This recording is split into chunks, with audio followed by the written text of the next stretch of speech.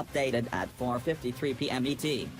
A small number of right-wing free speech rally demonstrators disbanded early from Boston Common after they were confronted by thousands of counter-protesters shouting anti-Nazi and anti-KKK slogans. Deborah Becker, a reporter with member station WBUR in Boston, said that a few dozen rally attendees were escorted from Parkman Bandstand by police and placed into police vehicles for their own safety. The counter-demonstrators cheered as the group was escorted out of the area in police wagons, reports WGBH's Phillip Martin. "I didn't realize how unplanned of an event it was going to be," Samson Racioppi, a Libertarian candidate for Congress who was expected to speak at the rally, was quoted by WCVB-TV as saying, "I really think it was supposed to be a good event by the organizers, but it kinda fell apart." The conservative activists had insisted they have no connection to last week's violent protests in Charlottesville, Virginia, which drew white nationalists and sparked violent clashes and a deadly vehicle attack. But that did not satisfy those who opposed their message. Many of them handed out stickers showing the face of 32-year-old Heather Heyer, who was killed in Charlottesville when a man who attended the white nationalist rally allegedly rammed his car into a crowd of counter-demonstrators. Earlier, a speaker who addressed the crowd condemned what many see as President Trump's rapid response to events last week in Charlottesville. "If you don't condemn it, you condone it," the speaker said. Demonstrators also chanted "Black Lives Matter" and "Our Streets." On Saturday afternoon, Trump tweeted his response to the rally, commending law enforcement officers on a job well done and protesters on speaking out against bigotry.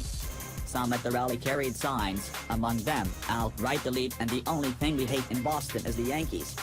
Martin says, Boston police waded into the crowd at times before the march began to confiscate sticks and poles that were used to hold placards, one which read, "Death to Nazis, impeach Trump, this land is our land too." Chris Hood, an 18-year-old Boston resident who planned to join the free speech rally, was quoted by the Associated Press as saying, "The point of this is to have political speech from across the spectrum, conservative, libertarian, centrist. This is not about Nazis. If there were Nazis here, I'd be protesting against them," Hood said. Some 500 officers, both uniformed and undercover, were to be deployed to maintain order, according to Boston Police Commissioner William Evans.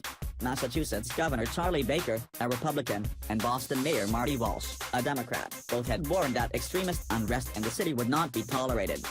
Speaking with member station WBUR in Boston, an organizer of the self-described free speech rally insisted that the message from the demonstrators is one that is anti-hate and pro-peace.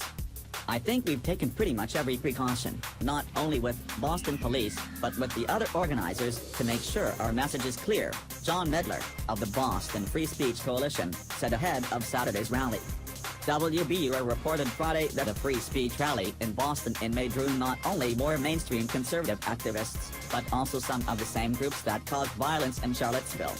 On May 13th, a group of the veterans, ex-police, Tea Party Republicans and young people affiliated with the self-described alt-right, a conservative faction that mixes racism, white nationalism, anti-Semitism and populism, gathered around the Common's historic Parkman Bandstand.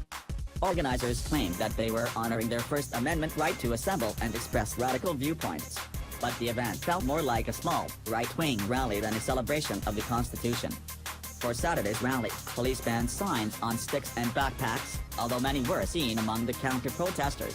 The Boston Globe writes, Boston officials said Friday that they will shut down the Saturday event if there are signs of violence.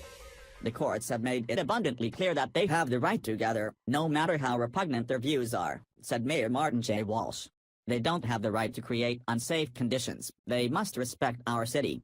He urged the public not to confront members of hate groups who show up Saturday and advised residents and tourists to avoid the Common during the rally.